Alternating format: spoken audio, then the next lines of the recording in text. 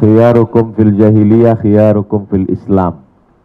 Kalau dulu pada zaman jahiliyahnya dia menjadi bosnya, menjadi kingnya, menjadi premannya, menjadi tokohnya, maka setelah dia tobat, setelah dia Islam, setelah hijrah, dia mesti menjadi king juga. Dia mesti menjadi bos juga. Itu makna khiyarukum fil jahiliyah, khiyarukum fil Islam. Sekarang yang kita lihat tidak begitu.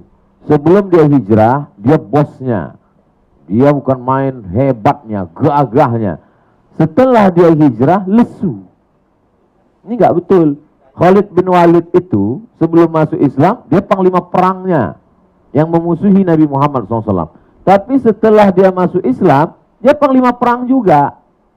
Tidak berubah, hanya saja bedanya yang dulu panglima perang memusuhi Islam, setelah dia hijrah, setelah masuk Islam, dia menjadi panglima perang juga menolong Islam.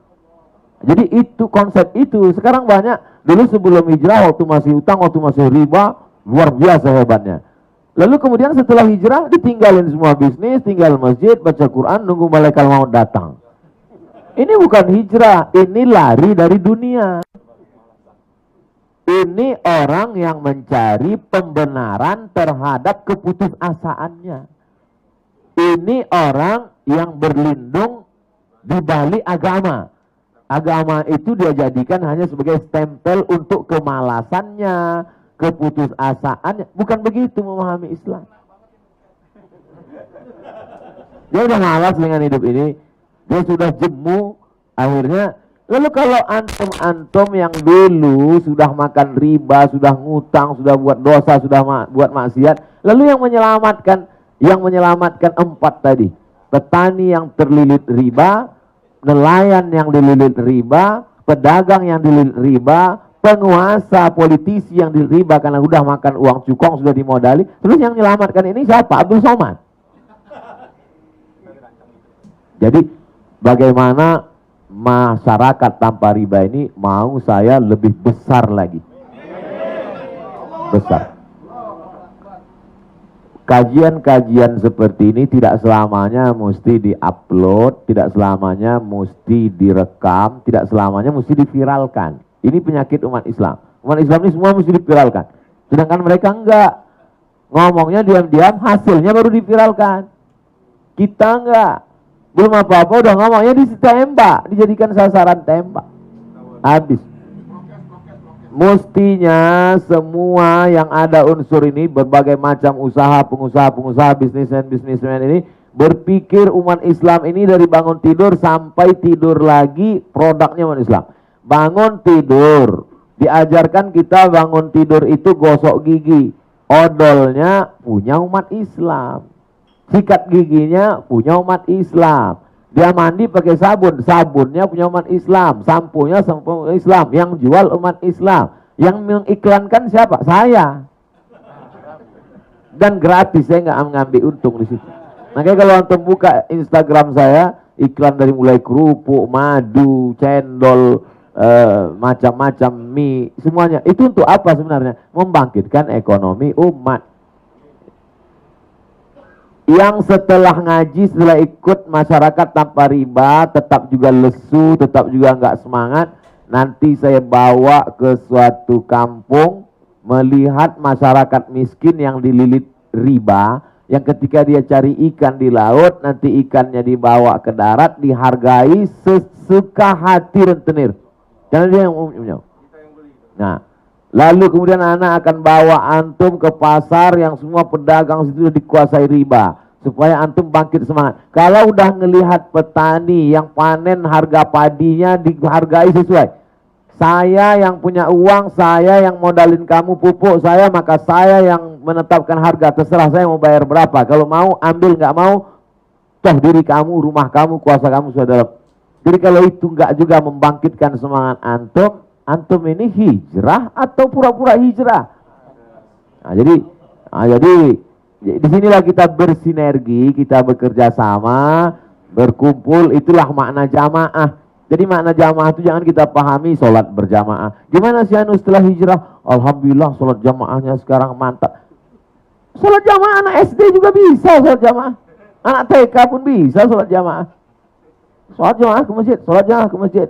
Orang masih tertelan riba, orang bisnisnya makan riba, dia nggak mau tahu. Yang penting sholat jamaah. Bukan itu. Hidup berjamaah, berkomunitas, menyelamatkan orang lain. Bukan berarti orang Islam itu kalau sudah sholat berjamaah, puasa sunat, Senin Kamis, pergi Makkah, tawaf, sa'i dan umrah selesai. Kalau begitu Nabi Muhammad nggak turun dari Gua Hira. Turun wahyu dia cukup di atas tahajud, zikir, datang malaikat maut, mati, selesai. Nabi turun ke bawah. Islam tidak merubah kita menjadi makhluk langit. Islam tidak merubah kita menjadi makhluk bersama malaikat. Kita tetap menjadi kemanusiaan kita, berpikir dengan pikiran langit, wahyu, tapi kaki kita tetap membumi, berjalan dengan makhluk di atas muka bumi Allah Subhanahu wa ta'ala. Saya tidak mau dijadikan ustadz yang berada di atas menara gading, dimuliakan, dihormati, dicium tangan, disanjung. Enggak. Saya turun masuk ke hutan, saya ikut panen madu, saya jalan kaki masuk ke kampung-kampung, saya melihat ke pantai-pantai, bagaimana nelayan kita, pergi saya ke pulau, bagaimana kesulitan ekonomi mereka. Untuk apa? Saya bawa cerita itu. Kalau orang tidak percaya cerita itu, kita akan pergi bersama. Untuk apa? Membangkitkan semangat. Itulah nilai jihad kita. Kalau tidak, maka habislah harapan. Semua akan dikuasai riba. Dan kalau yang dikuasai riba itu orang lain, kita sebagai penonton. Tapi kalau yang dikuasai riba itu anak kita, menantu kita, keluarga kita, maka cerita-cerita inspiratif antum yang sudah dituliskan menjadi buku, tidak semua orang membaca. Hari ini orang malas. Kita di bawah Vietnam tentang kemampuan baca. Buat video-video pendek, konten-konten, buat satu channel, ceritakan bagaimana antum punya utang 58 miliar. Saya membayangkan orang punya utang 58 miliar itu kerut wajahnya seperti jeruk purut. Tapi buktinya antum cerah-cerah aja, sehat-sehat aja. Nah, bagaimana antum lepas dari riba? Cerita-cerita inspiratif itu mesti ada di channel. Nanti ana share, ana bagikan ke jamaah. Bagi mereka yang sedang kemana mereka mengadukan. Hari ini ada orang kaya saking banyak hartanya bingung mau dibuang kemana. Ada satu komunitas lagi orang miskin susah ditekan riba, ditelan riba, bingung kemana mau mengadukan keluh kesahnya. Maka bagaimana kita menjadi jembatan kebaikan, mempertemukan dua komunitas ini. Inilah maknanya. Hari ini tidak terhalang lagi. Antum tinggal buat iklan saja. Anda terjerat riba, hubungi kontak person berikut ini, alamat cabang di seluruh kecamatan seluruh Indonesia. Antum mesti buka di kantor-kantor setiap kecamatan. Kan kalau antum mau menyelamatkan Indonesia. Tapi kalau tidak antum akan melihat Indonesia ini tenggelam dalam jeratan riba. Namanya Indonesia, bajunya Indonesia, tapi isinya udah dikuasai rentenir-rentenir. Nauzubillah. Wallahu a'lam.